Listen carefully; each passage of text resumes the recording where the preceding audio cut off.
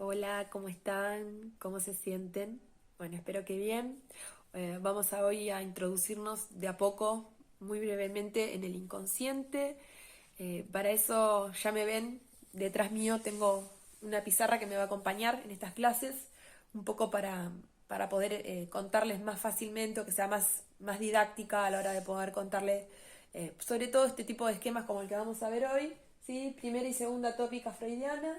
Y también tengo un esquema del cuerpo humano con sus otras dimensiones de cuerpo también corporales, como para poder ayudarnos a entender un poco de qué va la unión entre cada uno de los aspectos del aparato psíquico y los cuerpos o las dimensiones del cuerpo, ¿sí?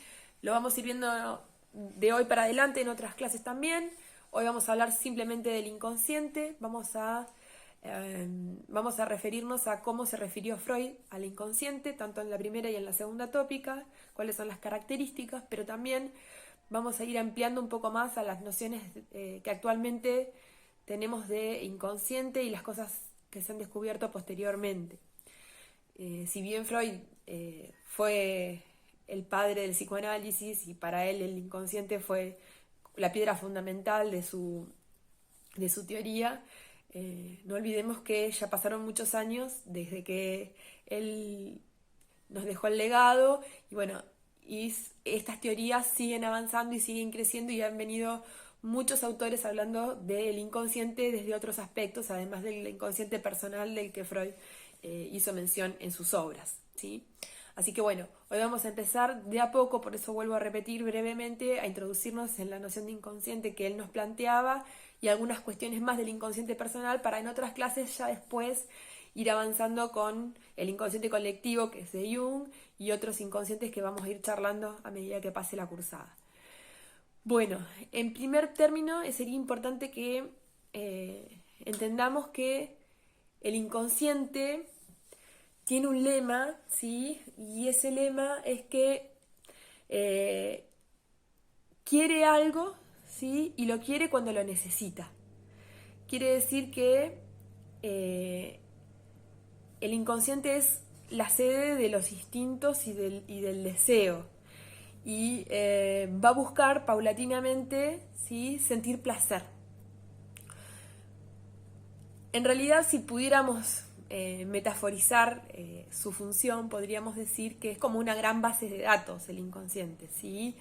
En esa base de datos, eh, o sea, los contenidos son emociones, pensamientos, ideas, sensaciones, conflictos reprimidos, vivencias infantiles sobre todo, están guardadas dentro de él.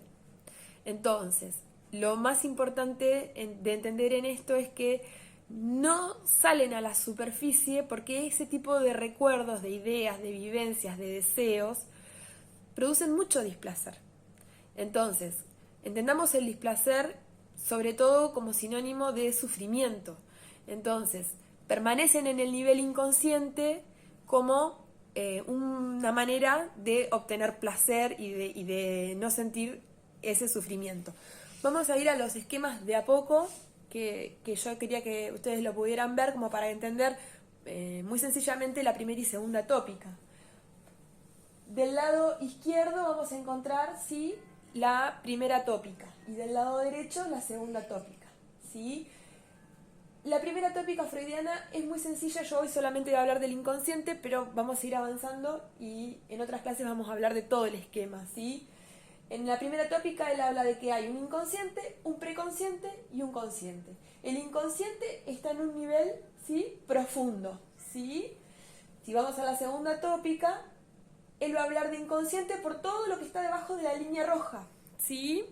Entonces, debajo de la línea roja nos vamos a encontrar con el ello, que es todo inconsciente, con el super yo, que tiene una parte importante inconsciente, ¿sí? Y hay una parte del yo, como ustedes podrán ver también, que es inconsciente. No voy a hacer técnica porque no estoy para hacer tecnicismo sobre la psicología freudiana en este espacio, ¿sí? Lo único que quiero que entiendan, ¿sí?, es que él hizo un planteo, ¿sí?, de una primera tópica y luego de una segunda tópica que complementa esta primera, ¿sí?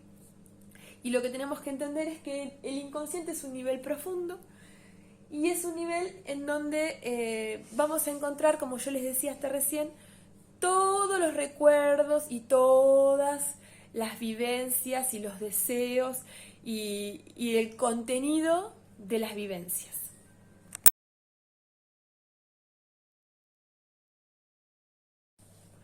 Bien, va a decir Freud ya para la segunda tópica, ¿sí? Para esta, ¿sí? Para este esquema, que nacemos y somos puro ello, somos puro inconsciente, ¿sí?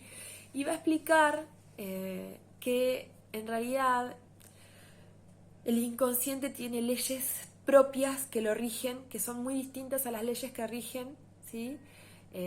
A los procesos conscientes.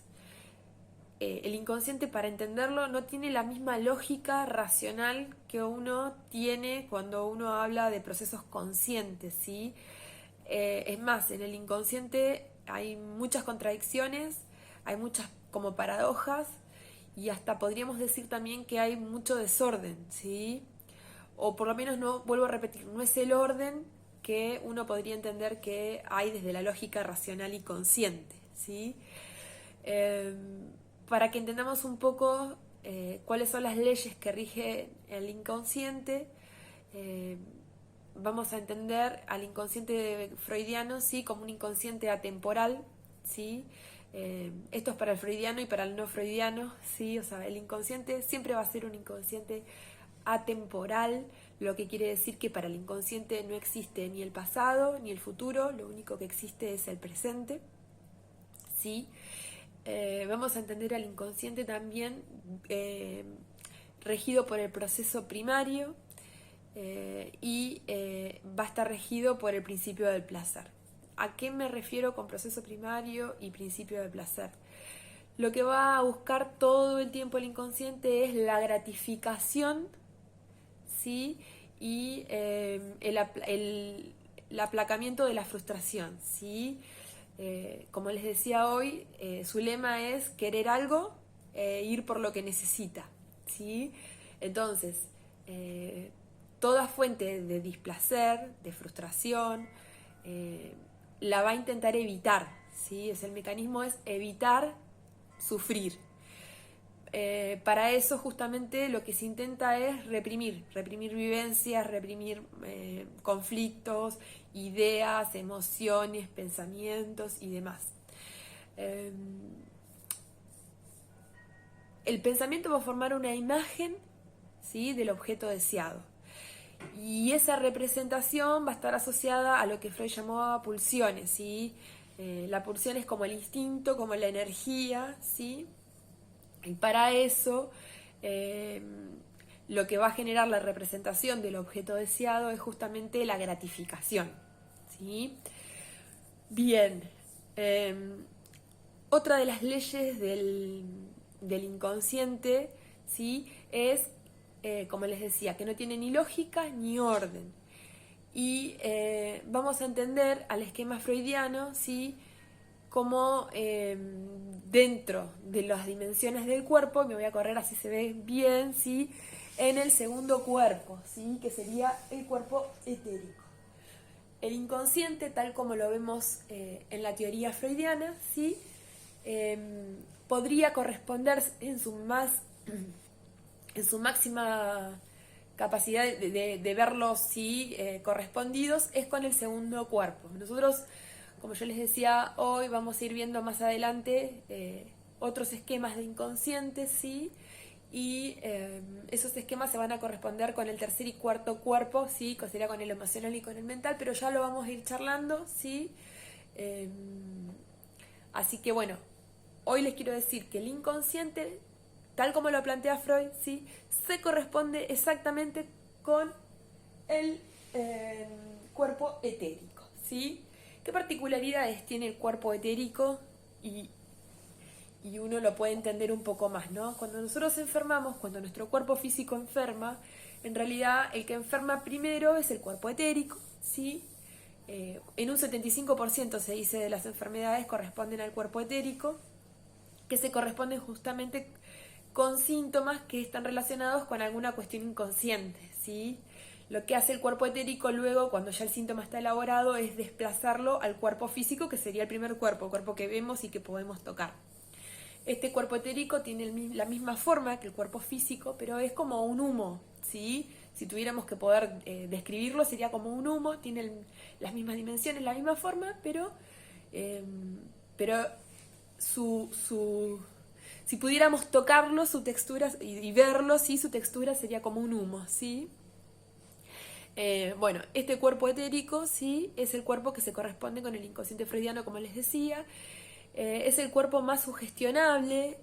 Por ejemplo, si estuviéramos estudiando una carrera de medicina y estuviéramos hablando, no sé, del dolor de cabeza, ¿sí? Los estudiantes que estuvieran estudiando eso, sí, seguramente por proceso natural, sí, tendrían el dolor de cabeza, sí, porque tanto hablar del dolor de cabeza y investigar y estudiar del dolor de cabeza, terminarían teniendo dolor de cabeza, sí. Es como, les pongo ese ejemplo como el más habitual. Me refiero a la sugestión, sí.